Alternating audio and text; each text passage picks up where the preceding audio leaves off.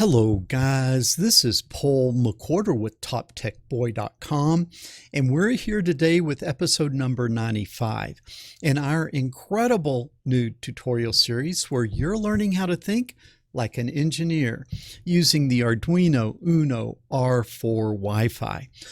What I will need you to do is pour yourself a nice tall glass of ice cold coffee.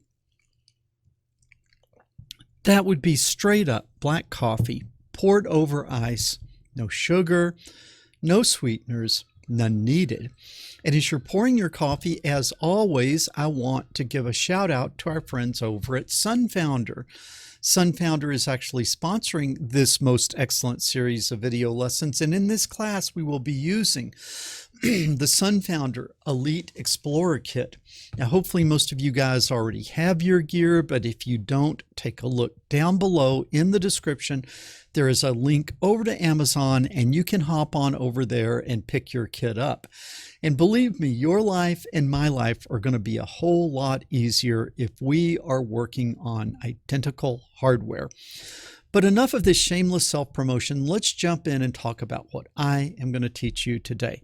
And what I'm going to do is I'm going to teach you how to do tilt compensation on your digital compass that we've been working on in the last 5 or 6 lessons.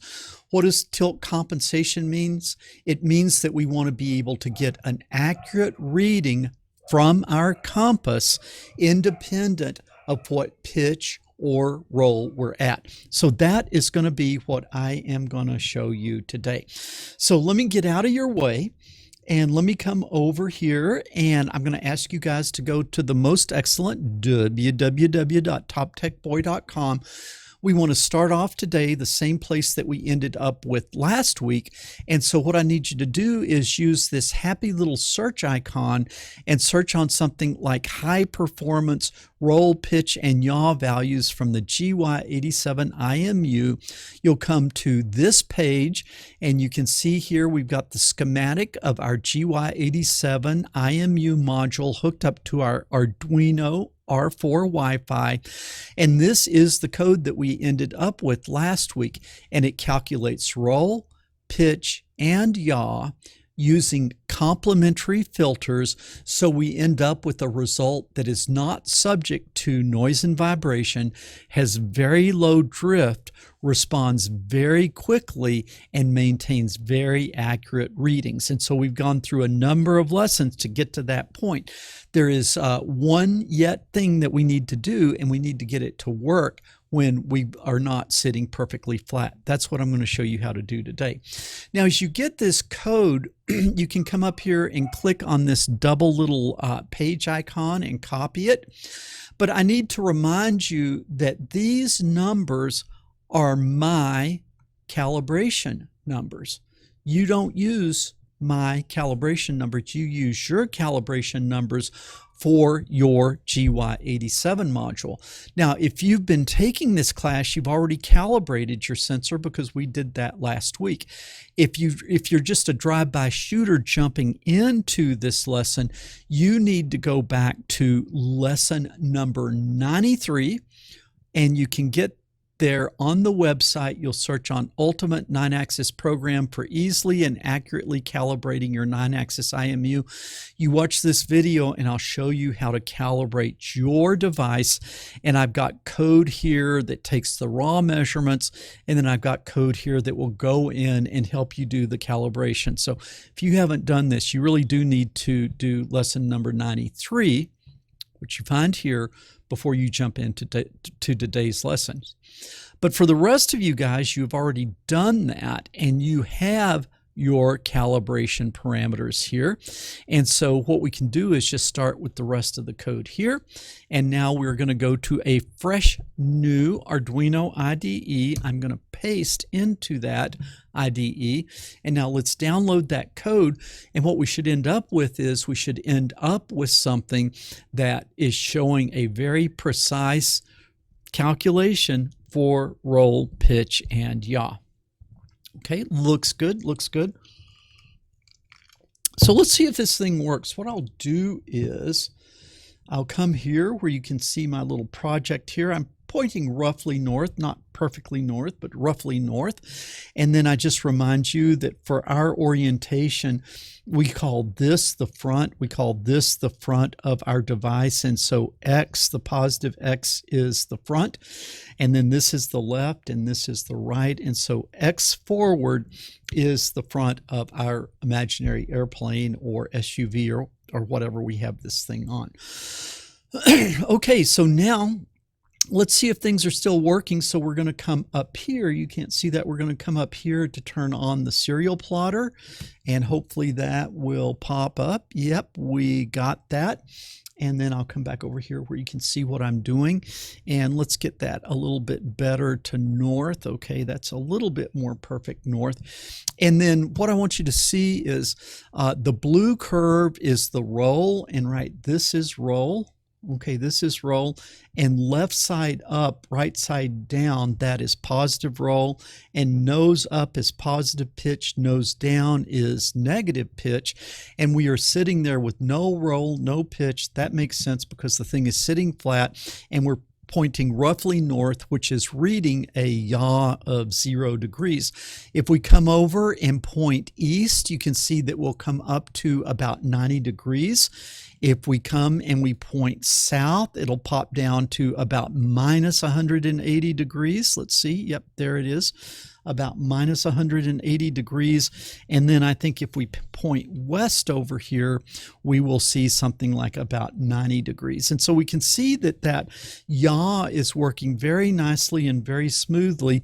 If I pitch the nose up, this is the nose, positive X. I pitch the nose up and you can see that I'm measuring pitch, nose down, negative pitch. I've got the right wing up, which is negative roll. I've got the left wing up, which is positive roll. And we can see this thing is working very good, very smooth, very stable, no drift. And so that's where we left off.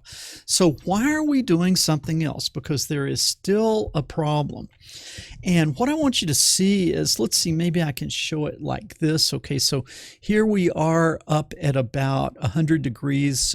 We're pointing a little bit more than east. We're pointing a little bit past east. Okay, you're looking at the green curve.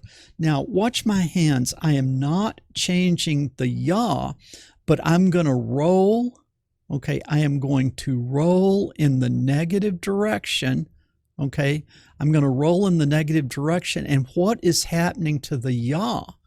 My yaw in real life is not changing, but that green curve is changing. The yaw is reporting incorrectly when I tilt. Let's see what happens if I go roll the other way. And in that case, it's kind of stable. But if I'm pointing north and I go pitch down, okay, look at that. I'm going pitch down.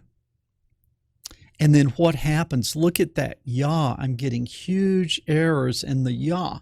So what is this thing? It works perfectly as long as you are perfectly flat. But if you are not perfectly flat, then you start having errors. And the error, it's always hard to know where it's going to show up because there's some places that you can tilt. Like I think that if I tilt this way, okay, I tilt this way and there's not so much error in the yaw. Okay, so it's there's certain quadrants where the error gets really bad. So you've got to kind of pay attention to that. But you can see that we're not getting accurate readings when we pitch or roll this thing. And so why is that? Well, let's look at this. I've got X facing forward, okay?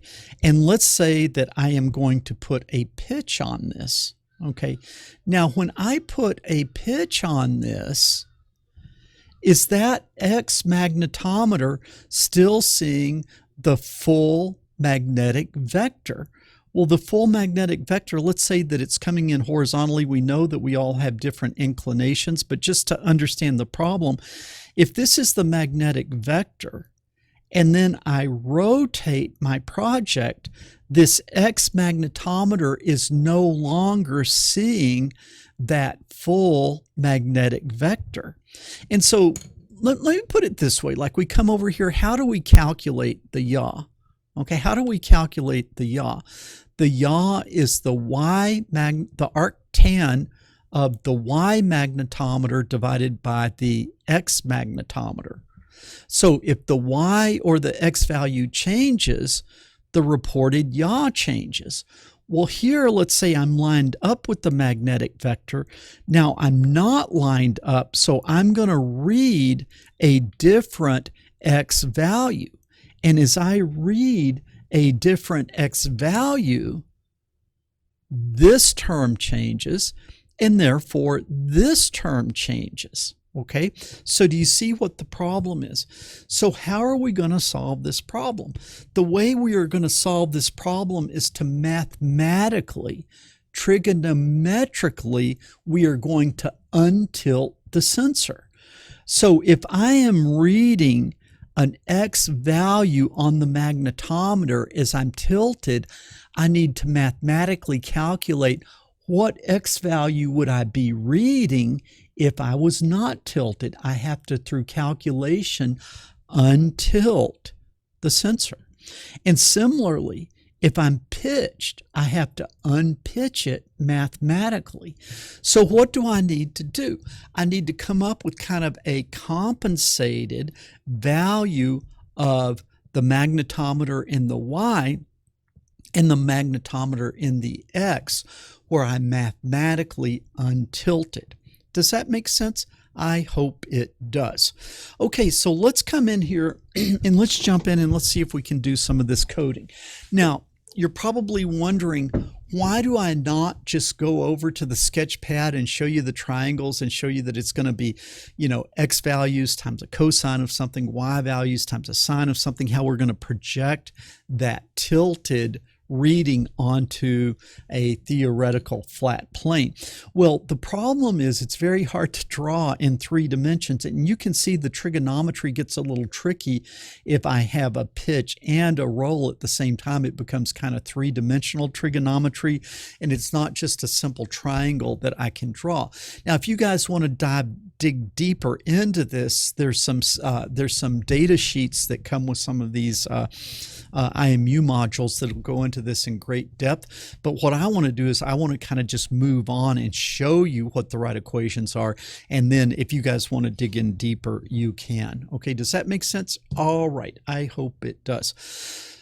So what we're going to do is I'm going to need to come up with a new MyCal, MyCal, and MXCal. Okay, and I'm going to do this here. All right. Now, before I do that, though, I'm going to be doing sines and cosines on the rolls and pitches, okay, that we've already calculated. We already have the rolls and pitches.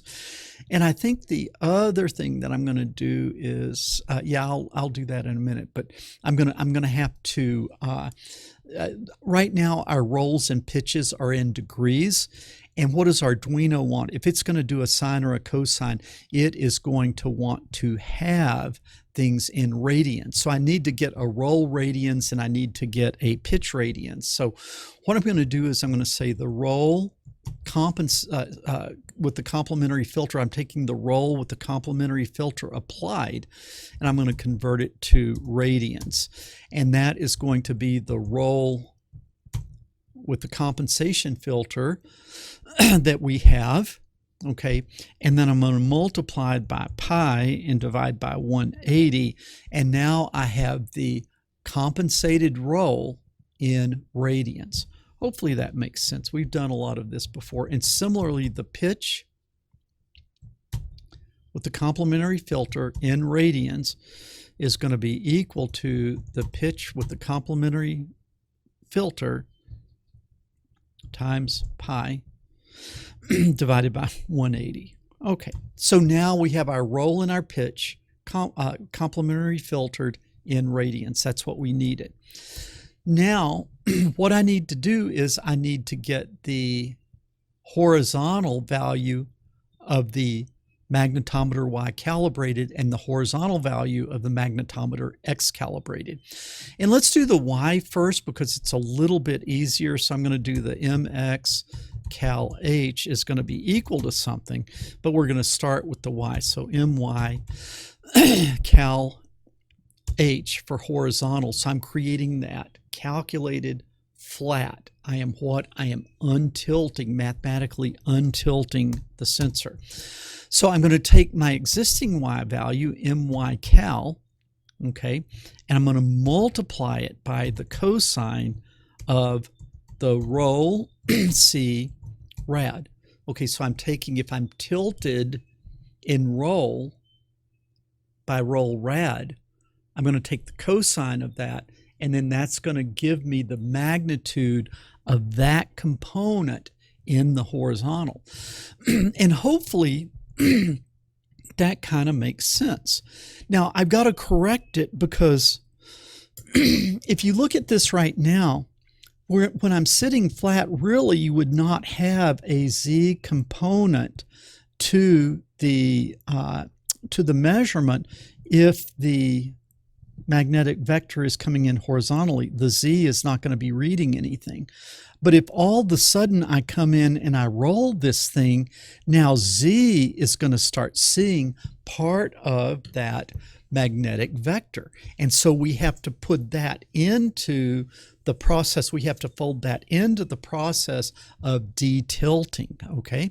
And so how do we do that? Well, we need to subtract off that value, and that value is MZ, the new reading in the Z, on the Z magnetometer, and it is the calibrated reading, and then we're going to multiply that not by the cosine, but by the sine of the roll complementary filter in radians, like that. Okay, so now I have a magnetometer in the y-axis calibrated that has now been flattened or untilted, and that is the one that I should use here, H. And also we're going to use the X value, horizontal or untilted. Now the first axis is easy. Whichever one you do first is easy, but then the second one, you see, the first one is easy because it's just a two-dimensional triangle. But if I roll and pitch, the second one is going to be more complicated because it becomes three-dimensional trigonometry. And that's what happens on the X. And so this is going to be the M, the measured, in the X, calibrated, times cosine of the pitch compensated in radian.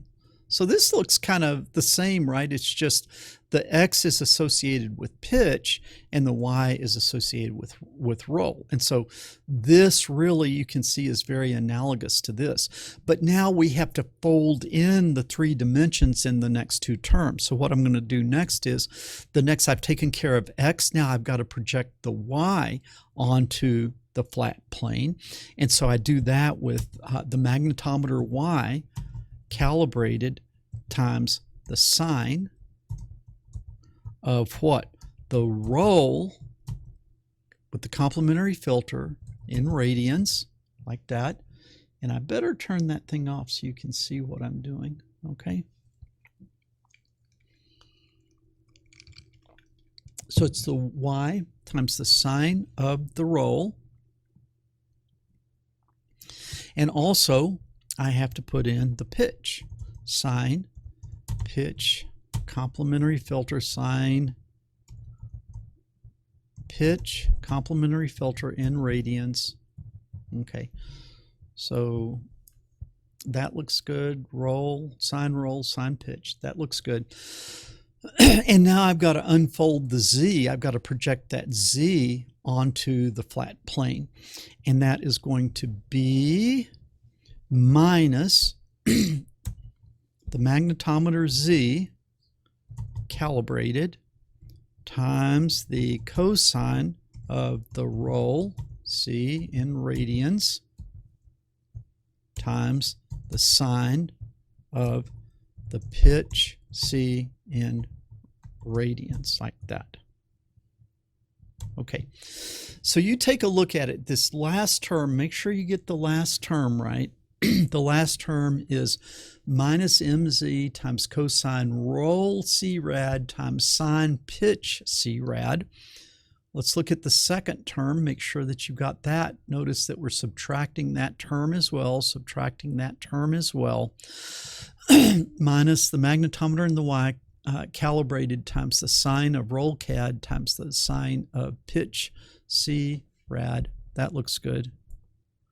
And then take a careful look at this first term. First term's pretty easy because there's just one cosine function in there. Okay, that looks good. Now, what do I need to do? I need to take these four variables and I got to declare them. So I'm going to copy that just to make it a little easier. I'm going to come up to the top of the program and I'm going to declare those variables. So I'll say V, and then why do I copy and paste? Just because it's easier than try to remember exactly what I called them. Okay, so here we go. Here we go. Okay, so this is going to be a float. This is going to be a float.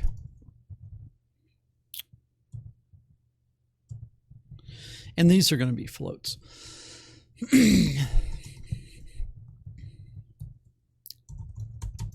Okay, so what does this do? It takes the tilted reading for X and untilts it and projects it on the XY plane. What does this do? This takes the Y and untilts it and projects it on the XY plane. Okay? Now, this yaw magnetometer is still the variable we're going to use. We're just going to calculate it with these flattened values. Okay, so now let's run this thing and see how many mistakes we made. All right. Ay, pitch C rad. What did I misspell?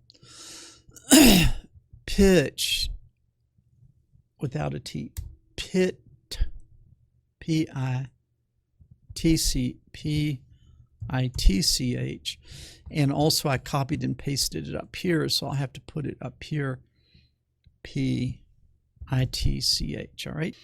So you guys need to look at these two lines very carefully, make sure that you got those in there right. You also want to make sure that you're using the same definitions I am. What are the definitions that I am? Nose up is a positive roll. X is the forward direction of the sensor. Nose up is a positive pitch. Nose down is a negative pitch. Left wing up is a positive roll. Left wing down is a negative roll. Okay, so that's how I've defined things. And for this equation to work, you've got to kind of be oriented in the same way. Now, there's one other little thing that we need to see. We can see here that the flattened magnetometer values depend on this pitch complementary filter and the roll complementary filter converted to rads, which depends on roll C and pitch C, but we haven't calculated those yet. We calculate those down here. And so what we want to do is we want to move them up so that we're using the values from the present loop and not from the last loop. And so we're going to cut these. I hope that makes sense what I just said. You don't want to use an old and stale value. And so we're going to come up here and we're going to put them here. Okay, so now this is calculated based on the fresh value of the complementary filter on the roll, and then therefore these are all fresh, and then therefore this will be fresh. Okay, hope that makes sense. I think maybe we're ready to try to run this thing now. So let's run it. Kind of encouraging here, right? It's kind of encouraging. Here it comes. And boom. Okay, so now let's call up our little graphic, bring it over here, and let's see how we're doing.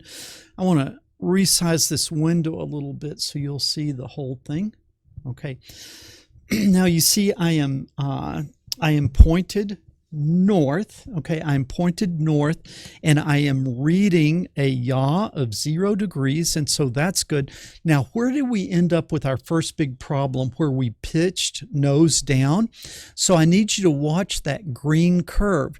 As I'm pitching down, you see pitch changing as you would expect, but what is yaw doing? Rock solid, right? Look at that, rock solid on yaw. Almost all the way to 90 degrees. And now I'm going to pitch nose up. You see the nose going up. What is green doing? Rock solid all the way up to 90. Okay, look at that. So we have that thing compensated, but we really need to check the other axes because you can make a mistake on those equations and they will actually almost work. They will actually almost work. Well, let's point north, and let me just, okay, look at that, beautiful. So what am I doing? I'm pointing north and I'm putting a negative roll, and that yaw is staying rock solid. Now let me put a positive roll, and the green isn't changing. So I've checked the 4 things there. Now let me turn it orthogonally, and now I am going to pitch nose up. You're watching green, pitching nose up. No changes. I'm going to pitch nose down. No changes. Now I'm going to roll like this. Green is staying rock solid. I'm going to roll, and green is staying rock solid. You see, the thing is, I'm not holding it perfectly still, but these things are really working. Rock solid. Let me try one more time to put that roll on there. Do you see how far I'm going? And that green is not moving at all. Okay, so what have we done? We have compensated this compass to where now I get an accurate heading in the presence of roll, of pitch, and of roll. Okay, and even if I roll, okay, I've rolled and I pitch, okay, and I'm still getting it there, I can roll and pitch and the thing is still working. Okay, guys, this has been kind of a interesting and fun lesson, and I hope you guys see the importance of this because you want to be able to keep an accurate reading even if your off-wheel, your four-wheel drive off-road vehicle is going up an incline or going down. You want the heading to remain accurate, and I think we've done a good job. I think we have that working, and we're going to call it a success. Okay, now there's one other thing. So this is what your homework assignment is going to be. Okay, so we've got tilt compensation, but there's a couple of things that I want to show you here, and one is that if I come this way, okay, I am going from north to east, and that is all wonderful. When I get over here to east, I'm at about 90 degrees. That's right. Okay, but I want you to see that if I come here and I'm pointing north, and if I start pointing back to the west, I start getting a negative yaw. And so that's saying it's going from from 0 to 180 and from 0 to minus 180 to where traditionally a compass goes from 0 to 360. And so you want to correct that so that you are reporting 0 to 360 instead of plus and minus 180. Okay, so that's the first thing. Now let me show you, let me see if I can show you the second thing. There's always going to be a place that you jump. Okay, there's always going to be a place that you jump. Okay, so do you see this is when I went from minus 180 to plus 180, and it takes that long path. But what I want you to see is the problem is that it's applying the complementary filter, so it just doesn't go from minus 180 to plus 180. It thinks, oh, that's a big change. I don't trust that. And if you have this connected to a display, what that's going to mean is you're going around 0 to 360, 360 to 0.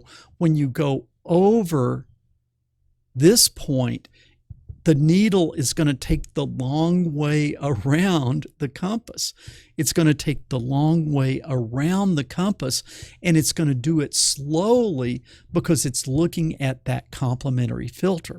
So what I want is, I want you to go, instead of from positive 180 to minus 180, I want you to go from 0 to 360. Okay. And then when you go from, and it's really probably 359. So you go from 0 to 359. When you go from 359 to 0, I want it to snap, or from 0 to 359, I want it to snap, because you don't want to sit on your graphic and watch that needle go the long way around. So at that one transition, you want to turn off the complementary filter, and you want to instantly make the transition from a few degrees positive to a few degrees negative. You don't want to go the long way around the compass. Okay, I hope that homework makes sense. Never fear, next week I will show you that solution. I will show you my solution to that problem. You guys should be able to figure that out. And then the other thing that I should say is, you can see that I have my little SSD 1306 on here, and so we're going to be adding that very soon. But you guys need to get this last thing taken care of, where you don't have that going around slowly when you make the 0 to 360 transition. You need to get that done. And then after we do that, then we're going to turn the SSD 1306 on, and then we're going to have a little portable device that we can go mobile on. We could print, roll, pitch, and yaw. We'll do that to start with. But then what we want to do is, we want to have some cool graphics on here, where we get something that looks more like that graphic that I had a few weeks ago, lesson number 96, where we have kind of like that aircraft heads-up display. So we're going to do the best we can to get that on this itty-bitty little tiny screen. Okay, and I hope you're having as much fun taking the class as I am making it. It's at this point in the lesson that I always give a big shout out to you guys who are standing with me on Patreon. Without your support, I would not be able to continue to produce fresh new content, in-depth content every single week. So big thank you to you guys. And as always, share this video with other people, because the world needs more people thinking like an engineer, and fewer people sitting around watching silly cat videos. Paul McWhorter with TopTechBoy.com. I will see you guys next week.